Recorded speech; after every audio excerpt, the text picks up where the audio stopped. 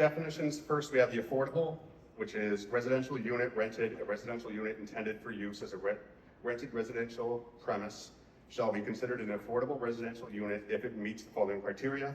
The rent is no greater than 80% of the average market rent. The tenant is dealing at arm's length with landlord.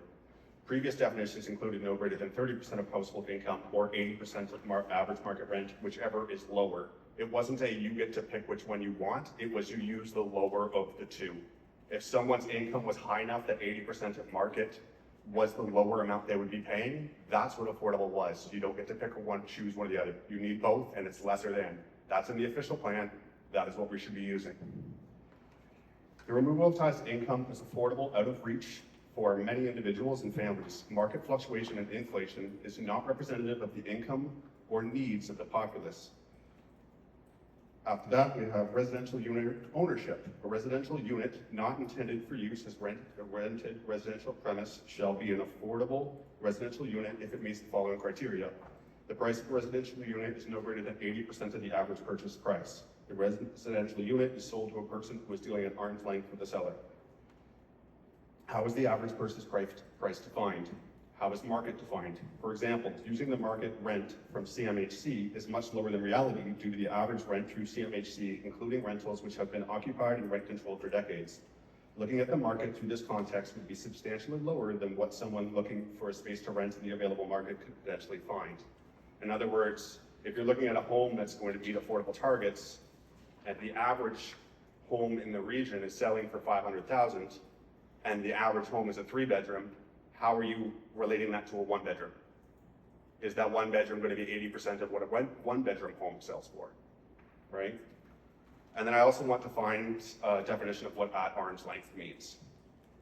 Does an arm length, as an arm length landlord, does that mean that major rental conglomerates such as Skyline would not qualify for this program? If a building contains, let's say, 30 units and 5 meet the affordability targets set by the community improvement plan, does the building owner receive that reduction for the full building, or is the reduction grant tied and respective directly to each unit that meets the criteria of the KIP? According to documents supplied for tonight's meeting, in order to be eligible for the grant, a project must contribute at least 5 units. So any local landlord who has repurposed existing homes into triplexes, for example, are not eligible for this grant. Does the tax increment equivalency grant start when construction is first completed or when first occupied? Can current developments qualify? For example, the former Krug factory site is being developed and the developer has already agreed to create 10% of the new units to meet the CMHC's definition of affordable at 30% of income. Would this developer qualify for this tax increment equivalency grant despite making this agreement before such proposals were brought before council?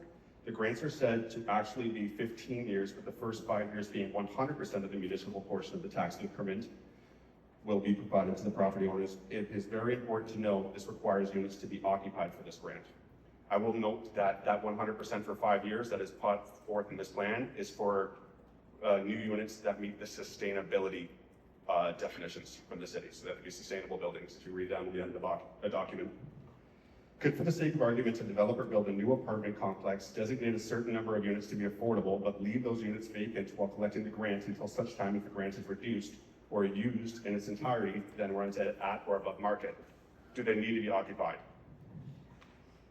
Is any sunset clause being attached to this? Will these units be required to meet affordable targets in perpetuity, or will they be able to be rented at markets once the 10 years of grants have been used? Could they rent it at market even sooner than the 10 years after the grant has been lowered beyond a percentage that the owner deems financially viable? New builds do not have rent control. If there is a tenant, I typed that horribly. If there is a tenant is in a unit that meets the definition of affordable and there's no sunset clause, could the property owner not increase rent an indefinite amount at the end of the grant's term? At least part of this incentive grant is meant to be funded through earmarked $150,000 that was granted in the 2025 budget allocated through the municipal accommodations tax.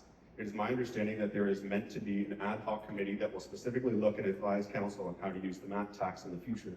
Are we able to ensure that this earmarked funding from 2025 will be available through to 2035, or could the brunt of this grant program be pushed onto homeowning taxpayers? Stratford already has a disproportionate tax burden on homeowners due to a lack of tax income from the industrial sector.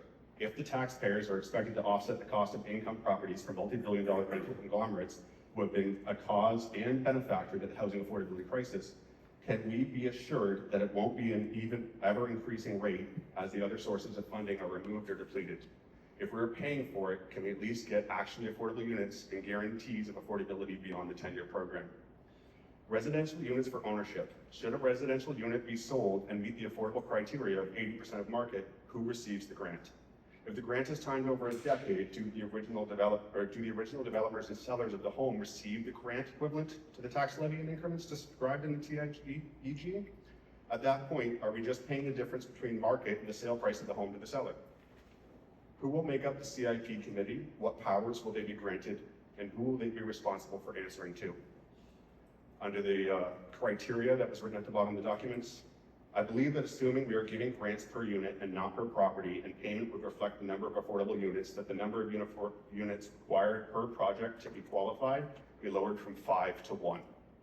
Right? If I'm going to take my triplex and turn it all into affordable units, and it's a triplex, I should be able to get into this program. Right? My 3 units should qualify. I shouldn't need to be a property owner that owns 5 or more units to get into this program, because that is almost exclusively handing it to major landlords. Grants given to sustainable buildings have a 100% reduction in municipal tax levies for 5 years before starting the normal 10-year grant plan as defined in the TIEG. Are we certain that this is being done in a way where other grants and benefits meant for new builds or redevelopments that meet sustainability metrics, where we would actually have to pay the property owners? Just make sure we're not double dipping between sustainability targets and affordability, right? The last thing you want is to find out we owe them money for this at the end, let alone just not charging the taxes. Under criteria, it states eligibility criteria. Projects must contribute to achieving 5 or more attainable and or affordable rental dwelling units to be eligible for the TIG, subject to an annual monitoring by the CIP implementation committee. However, attainable is not defined in this proposal. So who exactly will qualify? With affordable being defined, we can assume that attainable will be less affordable than affordable. So we need a definition of affordable. Based on definition, by the time we are giving these grants for attainable, we would not be possibly saving the taxpayers dime by simply renting a number of existing units within the city for the next 5 years and supplying them to those in need. After all, according to the documents listed, affordable units need only be affordable for X years, and yet the grants can cover up to 15 years, where the first 5 are a 100% reduction in levies. At that point, is this the best use of our resources, especially when you add the undefined attainable? To meet qualifying eligible use, one can apply costs from, this is from the document, costs associated with the redevelopment of a property for the purpose of new eligible uses, costs associated with the restoration or improvement of an existing building to accommodate an additional eligible use, the conversion or adaptive reuse of an existing building to accommodate an eligible use. Does this mean that existing rental units who clean, repair, or otherwise encounter costs between tenants could apply for the grants and receive the full compensation should they meet the criteria? If this is true, and removing the undefined attainable, could this incentivize property owners to evict existing tenants in order to receive the grant? I know this may seem crazy, but in units without rent control, should, let's say, corporate landlords such as Skyline, that has units first occupied after November of 2018 in the city, decide they wish to get this grant, increase the rent of some or all tenants indefinitely until they are evicted or moved, and then encounter some repair costs before applying for this grant, listing the units as affordable or attainable, take up to 5 years without having to pay any municipal taxes, then when the payments start to reduce, just increase the rent as they deem fit. I know it's a lot of questions, and some may seem out there, but as the expression goes, the road to hell is paved with good intentions. So we have to be cautious that these programs, 1, cannot be abused, and 2, that the cost benefit of these programs is not more expensive or less effective than just renting existing units as a municipality.